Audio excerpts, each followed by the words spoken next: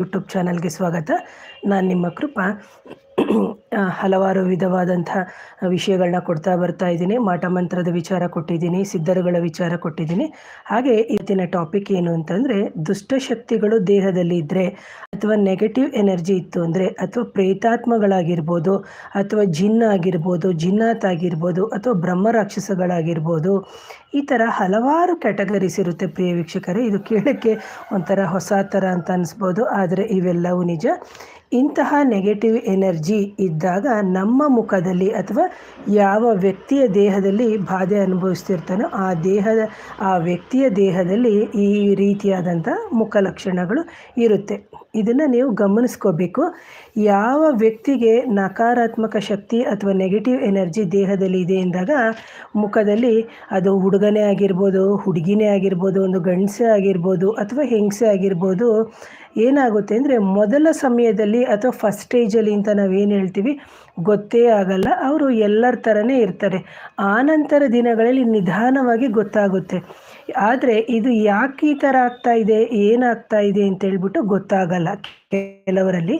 ಆದರೆ ಹಳ್ಳಿ ಕಡೆ ನೀವು ನೋಡ್ಬೋದು, ಹೇಳ್ತಾರೆ ಏನು ಅಂದರೆ, ಏನೋ ಗಾಳಿ ಸೋಕಿಬಿಟ್ಟಿದೆ, ಏನೋ ಸೋಂಕಾಗ್ಬಿಟ್ಟಿದೆ ಅಂತ ಆ ಥರ ಎಲ್ಲ ಮಾತಾಡೋರನ್ನ ನೀವು ನೋಡಿರ್ತೀರಿ, ಅಂದರೆ ಹಳ್ಳಿ ಕಡೆ ಅಂತ ಇದ್ದಾಗ. ಯಾಕಂದರೆ ಇತ್ತೀಚಿನ ದಿನಗಳಲ್ಲಿ ನಾವು ಯಾರೂ ನಂಬೋದೇ ಇಲ್ಲ. ಇದು ಮುಖ್ಯವಾದ ಒಂದು ಪ್ರಾಬ್ಲಮ್ ಆಗಿದೆ. ಹೇಳ್ತೀವಿ face is index of the mind ಅಂತ ನಾವು ಹೇಳ್ತೀವಿ. ಅದೇ ಥರ ಮುಖದ ಛಾಯೆ ಅಥವಾ ಆ ಮುಖದಲ್ಲೇ ಬದಲಾವಣೆಯಲ್ಲೇ ನಮಗೆ ಗೊತ್ತಾಗುತ್ತೆ. ಯಾಕೆಂದರೆ ಒಂದು ಸಲ ಇದ್ದಂಥ ರೀತಿ ಇನ್ನೊಂದು ಸಲ ಇರೋದಿಲ್ಲ ಆ ಮುಖದ ಒಂದು ಬದಲಾವಣೆ. ಹಾಗಾಗಿ ಹೇಗೆ ಅಂತಂದರೆ, ನೀವು ನೋಡ್ಬೋದು ಅವರ ಮುಖ ಒಂದು ಸತಿ ಕಪ್ಪಾಗಿರೋದು, ಒಂದು ಸತಿ ಕೆಂಪಾಗಿರೋದು, ಅಥವಾ ನಾರ್ಮಲ್ ಆಗಿರುವಂತಹ ಬಣ್ಣ ಈ ಥರ ಬರ್ತಾ ಇರ್ತದೆ. ಹಾಗೆಯೇ ಕಣ್ಣು ಕೆಳಗಡೆ ನೋಡ್ಬೋದು, ಎಷ್ಟೋ ಜನಕ್ಕೆ ತುಂಬ ಕಪ್ಪಾಗಿರುತ್ತೆ.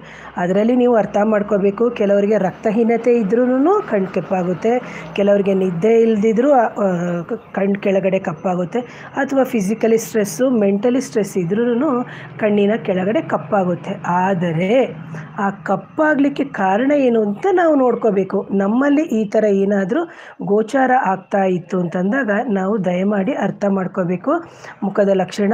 ಹಾಗೇನೇ ಅವ್ರು ಏನಾದರೂ ಒಂದು ಧ್ಯಾನಕ್ಕೆ ಕೂತಾಗ ಅಥವಾ ಒಂದು ಮಂತ್ರವನ್ನು ಪಠನೆ ಮಾಡ್ತಾ ಇದ್ದಾಗ ಅವರಿಗೆ ಇದ್ದಕ್ಕಿದ್ದಂಗೆ ದೇಹದಲ್ಲಿ ನೋವು ಶುರುವಾಗುತ್ತೆ. ಯಾಕೆ ಅಂತಂದರೆ, ಎಲ್ಲ ಏನು ಅಂದ್ಕೊಂಡ್ಬಿಡ್ತಾರೆ ಅಂದರೆ, ನೆಗೆಟಿವ್ ಎನರ್ಜಿ ಮೈಯಲ್ಲಿದೆ ಅಂದ ತಕ್ಷಣ ಕೂದಲು ಬಿಟ್ಕೊಂಡು ಭೂತ ಪ್ರೇತಗಳ ಥರ, ಅಂದರೆ ಆ ಥರ ಎಲ್ಲ ಕೂದಲು ಬಿಟ್ಕೊಂಡು ಕಿರ್ಚಿತಾರೆ, ಆಡ್ತಾರೆ ಅಂತ ಅಲ್ಲ. ಖಂಡಿತವಾಗ್ಲೂ ಏನಾಗುತ್ತೆ ಅಂತಂದರೆ, ಇದರಲ್ಲಿ ಬಂದು ಆ ಎನರ್ಜಿ ಏನಾಗುತ್ತೆ ಅಂದರೆ ಚಕ್ರದಲ್ಲಿ, ಅಂದರೆ ನಮ್ಮ ಸಪ್ತ ಚಕ್ರಗಳು ಅಂತ ನಾವು ಏನು ಹೇಳ್ತೀವಿ, ಆ ಸಪ್ತ ಚಕ್ರಗಳಲ್ಲಿ ಅದು ಕಳ್ಳನ ರೀತಿಯಾಗಿ ಕೂತ್ಕೊಂಡಿರುತ್ತೆ.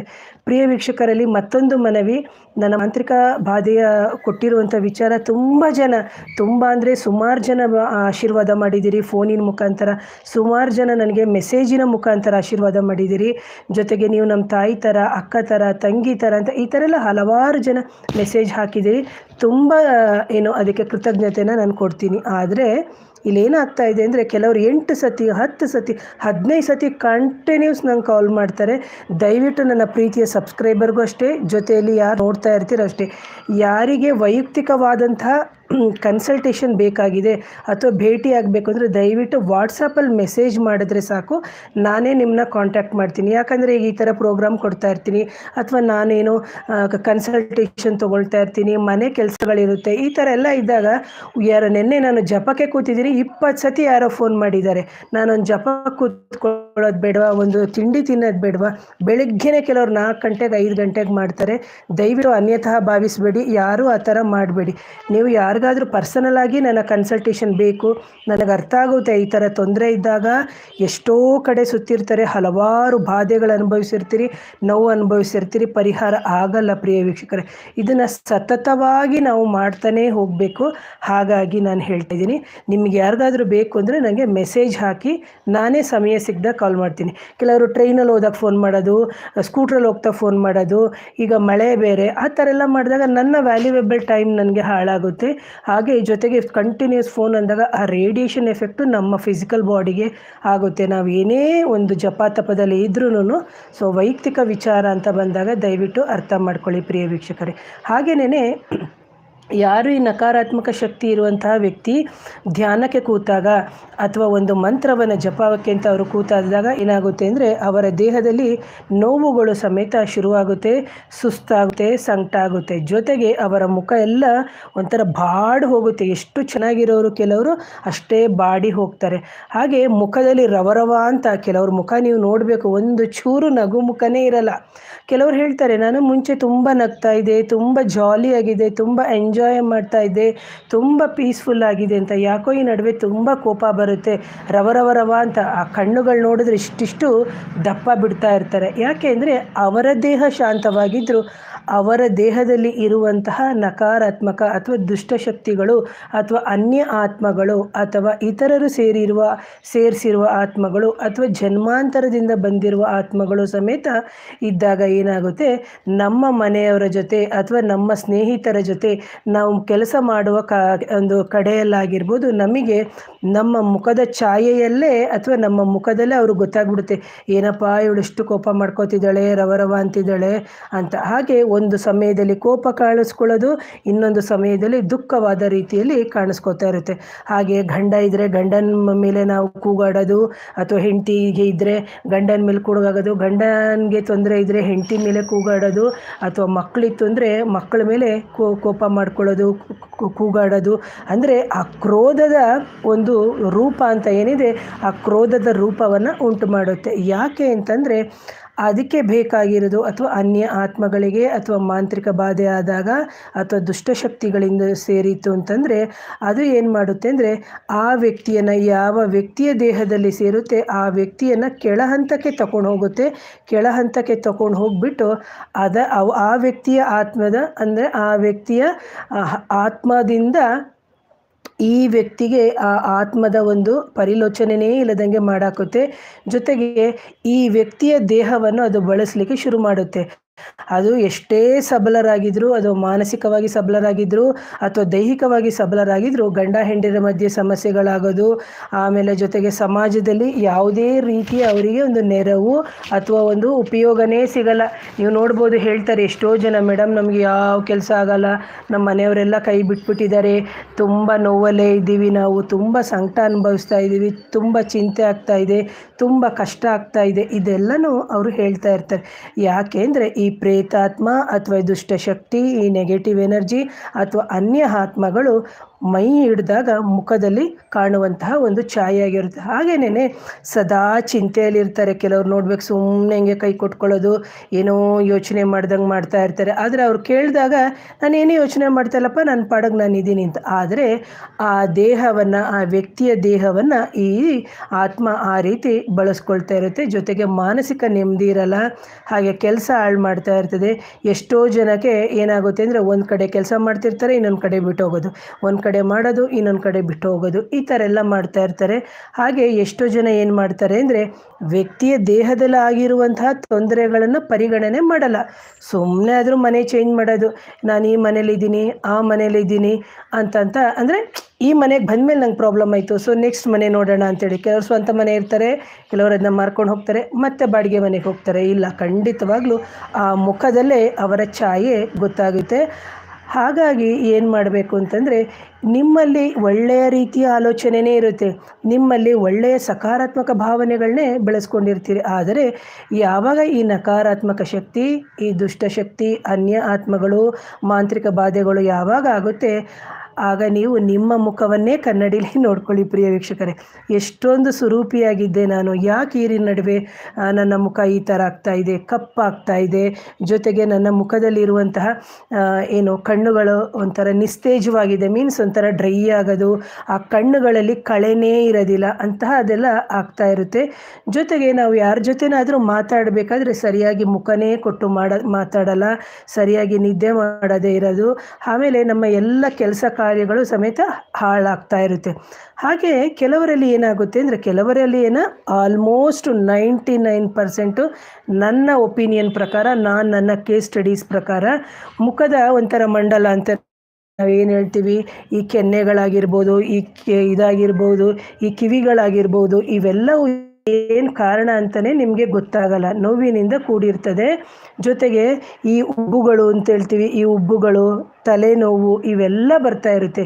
ಕಿವಿ ನೋವು ಬರೋದು, ಜೊತೆಗೆ ಕಿವಿಯಲ್ಲಿ ಒಂಥರ ಗುಯ್ ಅನ್ಕೋತಾ ಇದ್ರೂ ಅವರ ಮುಖದಲ್ಲಿ ಅದು ಒಂದು ಚೂರು ಕಳೆನೇ ಇರೋದಿಲ್ಲ.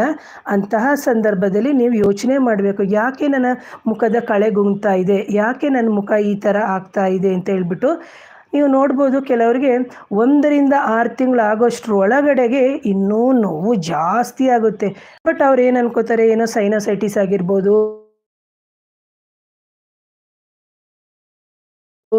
ಅಥವಾ ಇದು ಮಾಡಬೇಡಿ ಅಂದರೆ ಮತ್ತೆ ಕಾಲ್ಸ್ ಮಾಡ್ತಾನೆ ಇರ್ತಾರೆ. ದಯವಿಟ್ಟು ವೀಕ್ಷಕರು ಅರ್ಥ ಮಾಡ್ಕೊಳ್ಳಿ, ಯಾವುದೇ ಕರೆಗಳನ್ನು ನಾನು ಇವತ್ತಿಂದ ಸ್ವೀಕರಿಸಲ್ಲ. ದಯವಿಟ್ಟು ಮೆಸೇಜ್ ಮಾಡಿ ನನಗೆ ಸಾಕು. ಆ ನಂತರದಲ್ಲಿ ಮುಖದಲ್ಲಿ ನೋವು ಹೆಚ್ಚಾಗ್ತಾ ಇರುತ್ತೆ. ಜೊತೆಗೆ ರಕ್ತಹೀನತೆ ನೋಡಿ, ಒಬ್ಬ ಮನುಷ್ಯನಿಗೆ ಹೆಣ್ಮಕ್ಳಿಗೆ 12 to 13 ಗ್ರಾಮ್ಸು ಇರಬೇಕು ರಕ್ತದಲ್ಲಿ HB ಅಂದರೆ ಹಿಮೋಗ್ಲೋಬಿನ್ ಪರ್ಸೆಂಟು, ಅಥವಾ ಗಂಡಸರಿಗೆ 13/14 ಅಂತ ಹೇಳ್ತೀವಿ.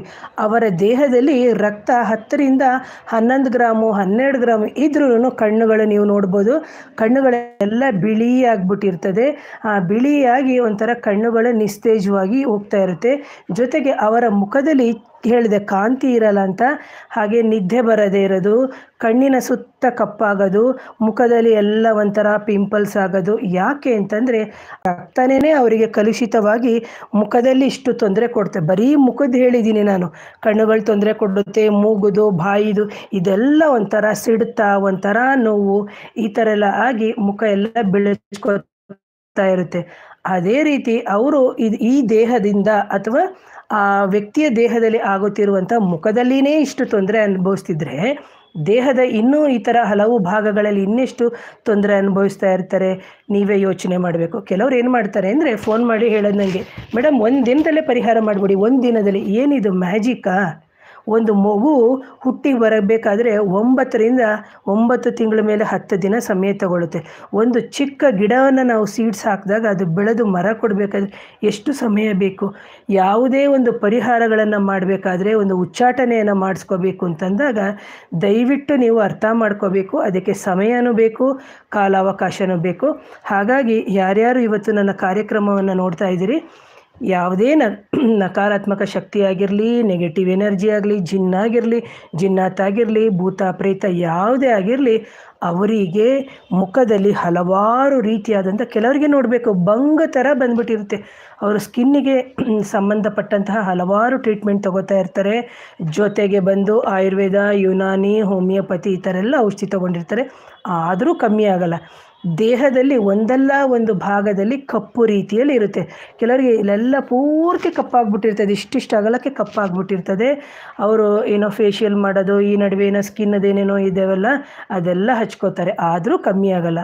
ಅದ್ರ ಜೊತೆಗೆ ಅವರ ಮುಖ ರವ ಅಂತ ಇರ್ತದೆ. ಜೊತೆಗೆ ಆ ಕಣ್ಣು ನಮ್ಮಂಥವ್ರ ಮುಂದೆ ಬಂದಾಗ ಅವರ ಕಣ್ಣುಗಳು ಇನ್ನೂ ನಿಸ್ತೇಜವಾಗಿ, ಅಂದರೆ ಕಣ್ಣು ಒಳಗಡೆ ಹೋಗೋದು, ಕಣ್ಣು ತೂಗೋದು, ಕಣ್ಣು ಒಂಥರ ಕಾಂತಿ ಇಲ್ಲದೆ ಆಗುತ್ತೆ. ಪ್ರಿಯ ವೀಕ್ಷಕರೇ, ಇವತ್ತು ಬರೀ ಮುಖದಕ್ಕೆ ಸಂಬಂಧಪಟ್ಟಿರುವಂತಹ ವಿಚಾರವನ್ನು ಹೇಳಿದ್ದೀನಿ. ಯಾರನ್ನೇ ನೋಡಿದ್ರು ಅವರು ಹೇಳ್ತಾರೆ, ಏನಿಷ್ಟು ಸಿಡಿ ಅಂತ ಇದ್ದಾಳೆ ಅವಳು, ಏನಿಷ್ಟು ಸಿಡಿ ಅಂತ ಇದ್ದಾನೆ, ಮುಂಚೆ ಚೆನ್ನಾಗಿದ್ದ, ಈಗ ಒಂದು 6 ತಿಂಗಳು ಮುಂಚೆ ನೋಡಿದ್ದೆ ಚೆನ್ನಾಗೇ ಮಾತಾಡಿದ್ದ, ಈಗ ಯಾಕೆ ಈ ಥರ ಮಾತಾಡ್ತಾ ಇದ್ದಾರೆ ಅಂತೇಳ್ಬಿಟ್ಟು.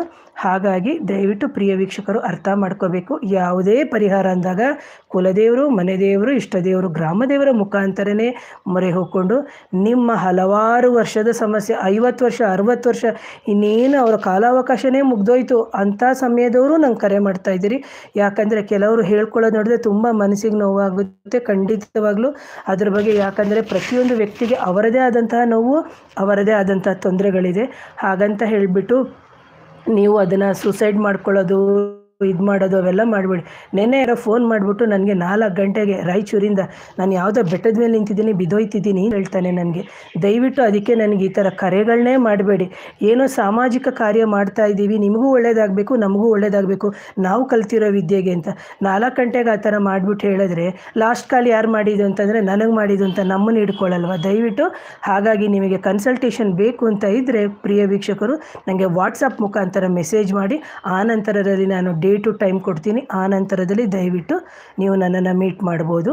ಸೊ ಅನ್ಯತಃ ಭಾವಿಸಬೇಡಿ ಪ್ರಿಯ ವೀಕ್ಷಕರೇ. So once again thank you. ಯಾರಾದರೂ ನನ್ನ ಚಾನಲ್ನ ನೋಡ್ತಾ ಇದ್ದರೆ ದಯವಿಟ್ಟು ಚಾನಲ್ನ ಸಬ್ಸ್ಕ್ರೈಬ್ ಮಾಡಿ, ಲೈಕ್ ಮಾಡಿ, ಶೇರ್ ಮಾಡಿ, ಹಾಗೆ ಹಲವಾರು ಜನಕ್ಕೆ ಈ ವಿಡಿಯೋವನ್ನು ಶೇರ್ ಮಾಡಿ. Thank you.